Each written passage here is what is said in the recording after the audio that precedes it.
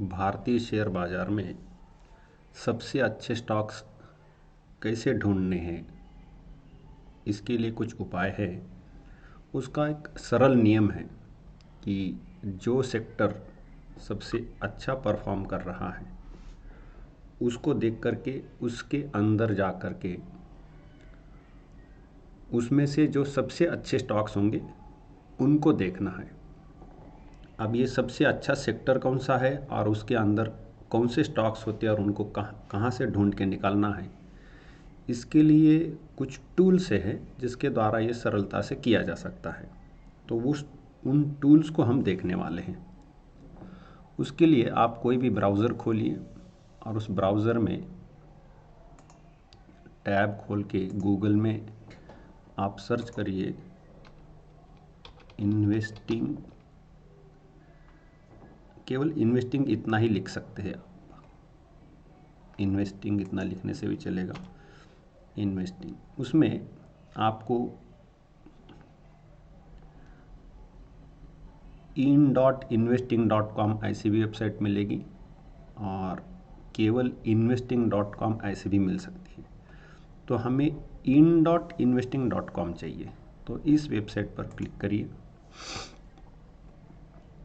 इसके अंदर Indian indices करके यहाँ पर लिख के आएगा, इंडियन इंडाइसेस, इस पर क्लिक करिए।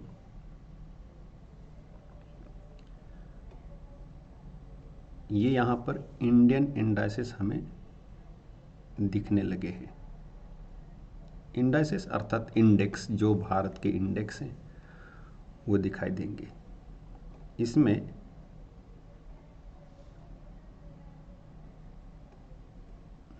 सभी इंडेक्स दिखने चाहिए, उसके लिए हमें थोड़ा सा प्रयास करना पड़ेगा।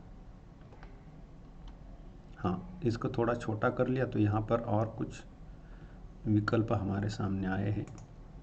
इसमें अदर्स, प्राइमरी सेक्टर सबको लेकर क्लिक कर दीजिए। तो यहाँ हमें 4-5 ही अभी दिख रहे हैं, लेकिन यहाँ नीचे जाकर आप इस जो लिस्ट है इसके नीचे जाकर देखेंगे शो मोर इंडियन इंडाइसेस, इस पर क्लिक करिए। इसमें भी आप और थोड़ा सा नीचे जाते हैं तो शो ऑल इंडिया इंडाइसेस ऐसा विकल्प मिलेगा। इस पर क्लिक करने से अभी हमारे सामने सभी इंडियन इंडाइसेस प्राय दिखाई देंगे। इसमें 3-4 मुख्य भाग है, जैसे कि BSE बॉम्बे स्टॉक एक्सचेंज के, फिर MCX जो मल्टी कमोडिटी जो है कमोडिटी का एक्सचेंज है उसके, फिर निफ्टी नेशनल स्टॉक एक्सचेंज के प्रधानता ये दिखाई देते, और फिर बाकी S&P BSE इत्यादि जो है वो कई सारे हैं। अब हमें क्या करना है कि इनमें से हमें जो चाहिए वो इंडेक्स जो है चुन लेने हैं। कैसे करेंगे, कौन से चुनने हैं, तो अब आपको तय करना है कि कौन से चुनने हैं। फिर भी हम कुछ BSE को छोड़ देते हैं, BSE के अंदर से किसी को भी नहीं लेंगे। NSE में जाते हैं, केवल कमोडिटी में भी नहीं जाएंगे। नेशनल स्टॉक एक्सचेंज के Nifty 100, small cap 100, small cap 50, Nifty 100, equal weight liquid 15, 200, Nifty 50, ये जो महत्वपूर्ण है। Dividend point value 20, Nifty 500। फिर ये वाले महत्वपूर्ण है, auto, bank, CPSE, commodities, consumer durables, energy, FMCG, financial services, health care, IT, high beta, consumption, infra, MNC, media, metal, mid cap, liquid mid cap 15, select, next, oil and gas, PSE, PSU, pharma, private bank, reality, ऐसे sector. इसमें reality, pharma, metal और auto ये आने चाहिए, बाकी आए ना आए। ये सब सिलेक्ट करने के बाद ऐड टू वॉच लिस्ट करना पड़ेगा। यहाँ पर क्लिक करिए, ऐड टू वॉच लिस्ट, और यहाँ आपको मेरी पहले से कई सारी वॉच लिस्ट बनी हुई है। यहाँ हमें एक नई वॉच लिस्ट खड़ी करनी पड़ेगी। तो नई वॉच लिस्ट बनाने के लिए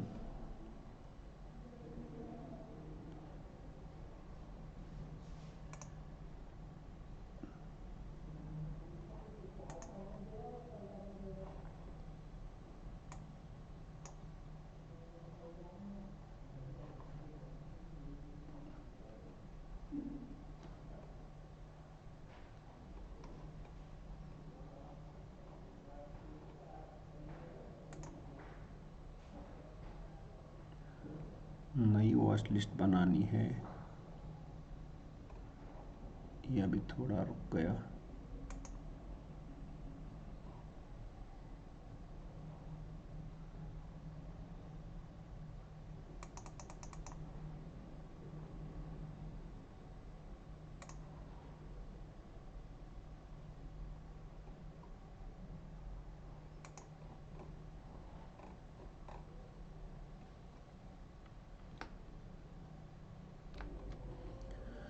यहाँ वॉच लिस्ट में ऐड करते समय न्यू वॉच लिस्ट करके एक विकल्प आएगा, तो उसमें लिखिए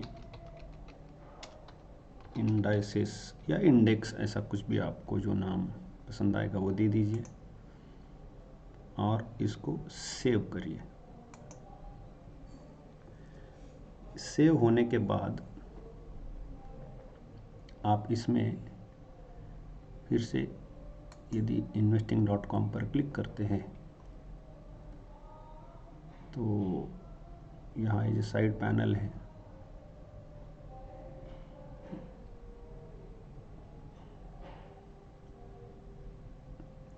इसमें यहाँ इसको थोड़ा बड़ा करें, इसमें आपको दिखाई देगा पोर्टफोलियो, या फिर यदि आप चाहते हैं कि ये तो सेव किया हुआ इसलिए यहाँ मिल रहा है, ऐसा ही यदि ढूंढना चाहे तो कैसा मिलेगा, ये भी एक प्रश्न स्वाभाविक है, वो कहाँ रहेगा। पोर्टफोलियो यहाँ पर तो दिखाई देता है, क्या टूल्स में होता है, कहाँ पर है वो, मार्केट्स में है, मार्केट में कहाँ पोर्टफोलियो होने वाला है। तो इसलिए यहाँ बाहर तो कहीं नहीं दिख रहा है ये जो लॉगिन किया हुआ इसके अंदर, तो मैंने वहाँ पर माय पोर्टफोलियो पर क्लिक करके रखा है। पोर्टफोलियो यहाँ पर investing.com की वेबसाइट आती है, तो यहाँ पर भी ये वाली वेबसाइट में मार्केट्स पोर्टफोलियो इस प्रकार से दिखाई देगा। उसमें यहाँ पर थोड़ा नीचे आने से हमें ये वॉच लिस्ट कई सारी मैंने बनाई है उसमें दिखाई देगा, तो यहाँ पर बटन दबाने से हमें जो नई जो अंत में बनाई वो वाली इंडाइसेस वाली जो हमारी वॉच लिस्ट बनी वो यहाँ पर आ गई। उस पर क्लिक करने से हमने जो जो सिलेक्ट करके रखे थे वो सभी प्रकार के जो उसके इंडेक्स हैं वो सब यहाँ पर हमें दिख रहे हैं। अब इसमें क्या है कि यहाँ पर हमें ऊपर में price, fundamental, technical, performance, candlestick pattern सब दिख रहा है, तो हमें देखना है परफॉर्मेंस। इस पर क्लिक करने से हमें यह दिखाई देगा कि कौन से इंडेक्स ने पिछले 3 वर्ष में क्या परफॉर्म किया है, 1 वर्ष में क्या किया है, Y to day, year to date मतलब इस वर्ष 1 जनवरी से आज तक क्या किया है, इस महीने क्या किया है, 1 महीने में क्या किया और 1 सप्ताह में क्या किया है, क्या परफॉर्म किया है, कितना ऊपर गया, कितना नीचे गया, ये सब। और यह 1 दिन में तो फिल्टर आउट करने के लिए हम इस प्रकार से सोच सकते हैं कि 3 वर्ष में जो सबसे अच्छा चला है उसको देखते हैं। तो यहाँ पर देखिए 3 इयर्स के ऊपर क्लिक करते हैं तो सॉर्टिंग होता है, उसको एक क्रम से लगा दिया जाएगा। तो ये जो है डिसेंडिंग सॉर्ट हो, अर्थात बड़ी संख्या ऊपर आ गया, छोटी संख्या उसके नीचे।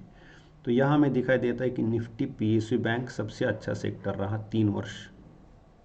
उसके बाद है सीपीएसई, फिर पीएससी, रियलिटी, यहाँ पर एक है स्मॉल कैप और मेटल, ये दिखाई दे रहा है।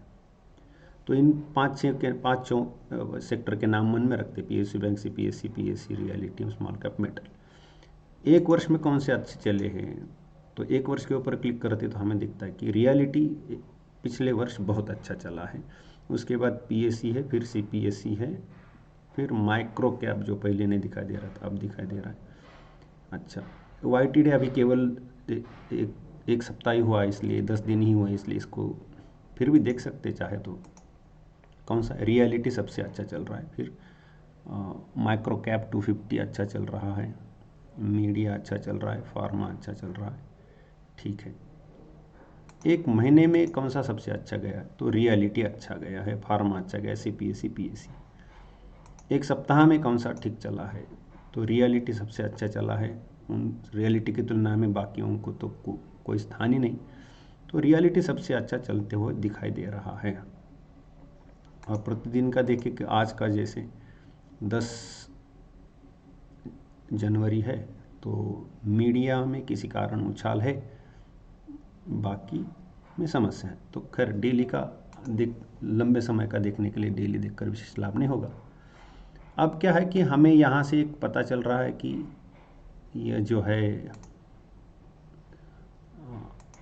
निफ्टी रियलिटी, यह आकर्षक लग रहा है अभी तो निफ्टी रियलिटी इस सेक्टर के अंदर कौन सी कंपनी आती है, तो इसको राइट क्लिक करिए और open link in new tab करिए और उस टैब में चलते हैं। थोड़ा सा नीचे जाने से हमें इस प्रकार से कुछ दिखाई देगा। यह निफ्टी रियलिटी इंडेक्स है, सेक्टर है, इंडेक्स भी है ये।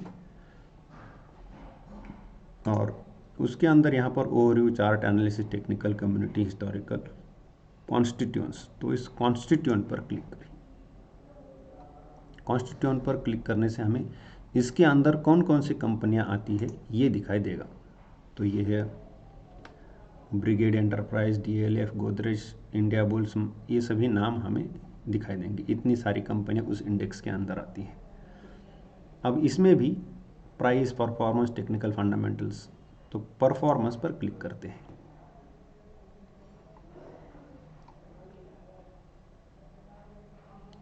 तो हमें क्या देखने को मिलेगा कि इनमें से पिछले 3 वर्ष सबसे बढ़िया कौन सा चला है, प्रेस्टीज, उसके बाद ब्रिगेड, फिर डीएलएफ, फिर फिनिक्स, ये चार नाम अभी ध्यान में रखते हैं।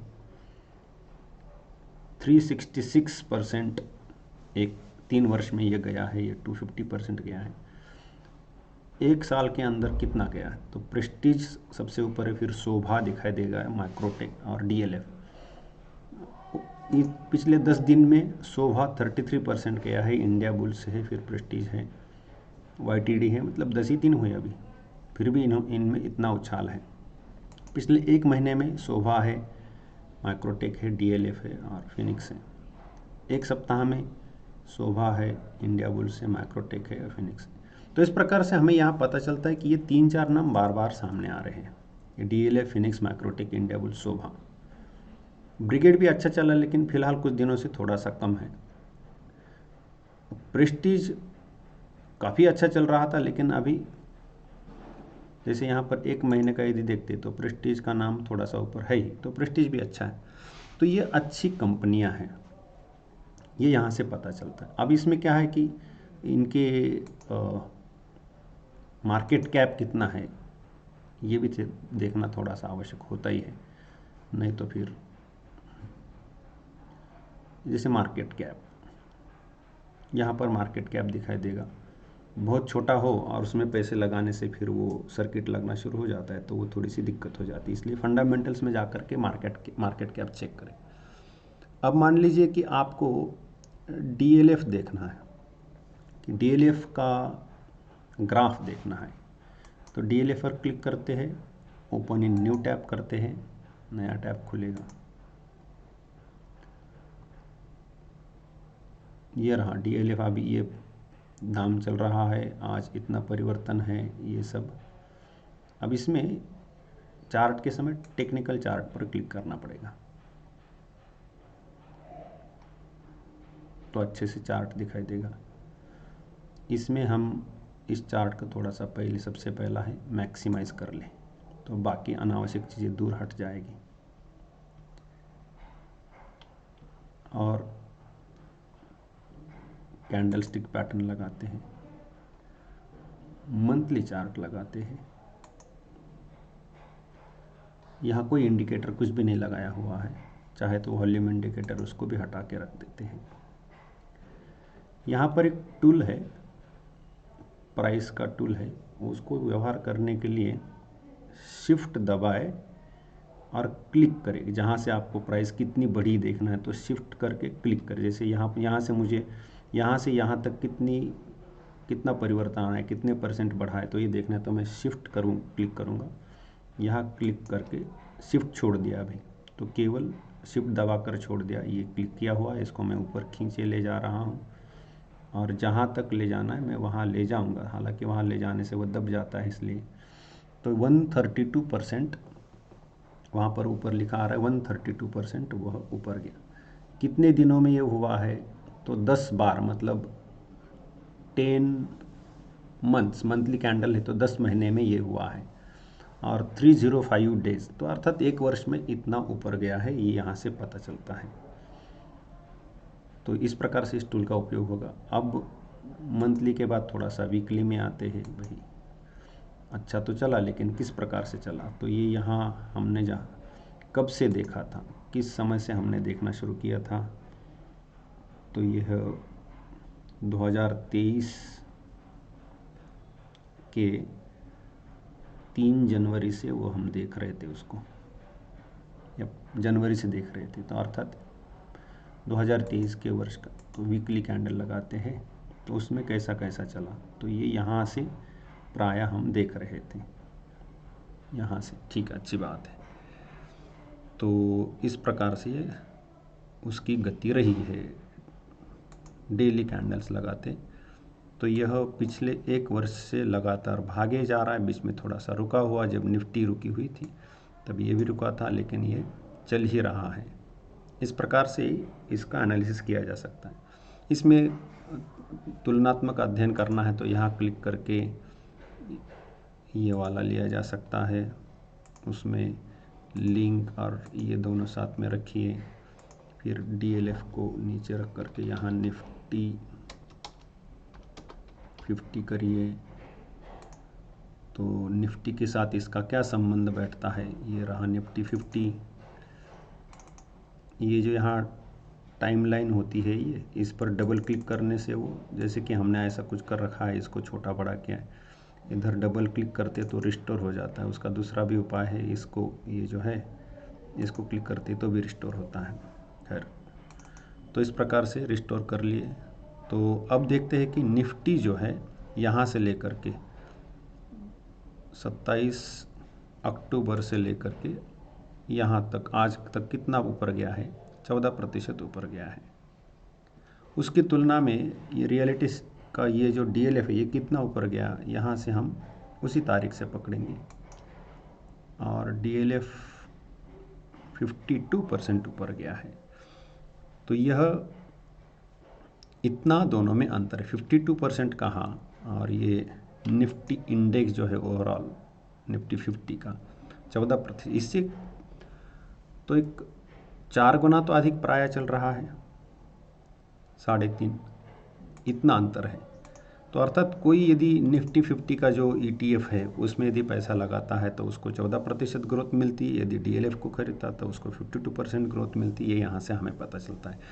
इस प्रकार से हम ये जो हर एक सेक्टर के बारे में ऐसा कर सकते हैं। यहाँ आपको एक सेक्टर का दिखाया, जैसे रियलिटी अच्छा था, मेटल भी बहुत अच्छा चलता है, लेकिन यहाँ अभी अभी उसने परफॉर्म करना शुरू कर दिया है। तो मेटल के अंदर यदि जाते हैं, इसको क्लिक करके न्यू टैब में खोल लेते, ये नया टैब खुल रहा है मेटल का। मेटल के अंदर कॉन्स्टिट्यूएंट्स में क्लिक करते हैं, उसके अंदर परफॉर्मेंस पर क्लिक करते हैं। तो उसमें सबसे अच्छा परफॉर्म करने वाला स्टॉक कौन सा, तो 3 वर्ष में सबसे अच्छा कौन सा चला है उसको देखते हैं। जिंदाल स्टील बहुत अधिक चले हैं, ये तो 600% के पास चले हैं, ये 500% इतना है। कम से कम पिछले महीने में क्या हुआ इनके साथ, हिंदुस्तान कॉपर 45% है, नेशनल एल्यूमिनियम इतना चला है, ये हमें दिखाई देता है। तो इस प्रकार से फिल्टरिंग कर करके हम देख सकते हैं। जैसे हिंदुस्तान कॉपर का क्या हुआ है, तो इसको न्यू टैब में खोल लेते हैं। हालांकि टैब बहुत खुले जा रहे हैं।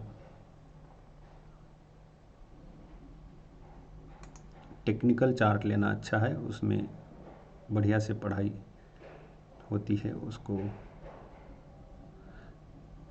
कैंडल स्टिक लगाइए, सबसे पहले मंथली को क्लिक करना अच्छा रहता है।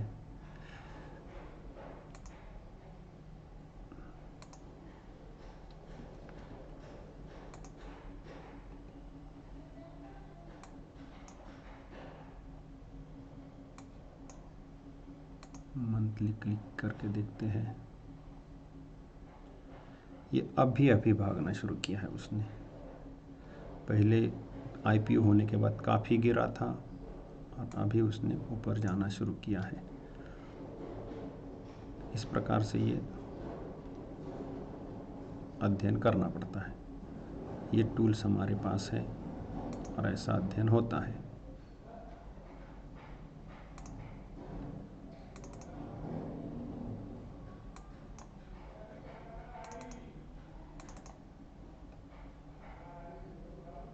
हमें ये पता चलता है कितना गिरा था वो, पूरी गिरावट यदि देखनी है